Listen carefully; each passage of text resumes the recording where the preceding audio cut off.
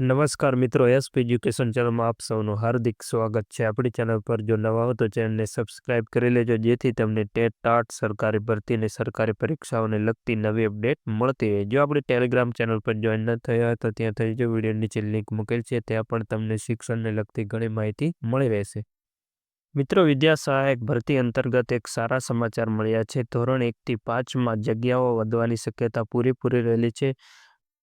24/12/2024ના જે આંદોલન કરવામાં આવ્યું હતું એના આગેવાનો ઉમેદવારો છે તેઓ શિક્ષણ મંત્રીને મળ્યા છે। શિક્ષણ મંત્રીએ એમને હકારાત્મક જવાબ આપ્યો છે અને 1થી 5માં 1000થી 1500 જગ્યાઓ વધવાની શક્યતા પૂરેપૂરી રહેલી છે।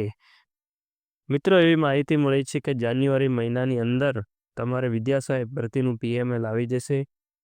31 તારીખે જે શિક્ષકોની બદલી કેમ છે પૂર્ણ થશે ને ત્યારબાદ રોસ્ટર ક્રમાંક પ્રમાણે જગ્યાઓ મંજૂર કરીને 9 તારીખ સુધીમાં જગ્યાઓ જાહેર કરી દેવામાં આવશે તેવી પણ જાણકારી મળેલ છે।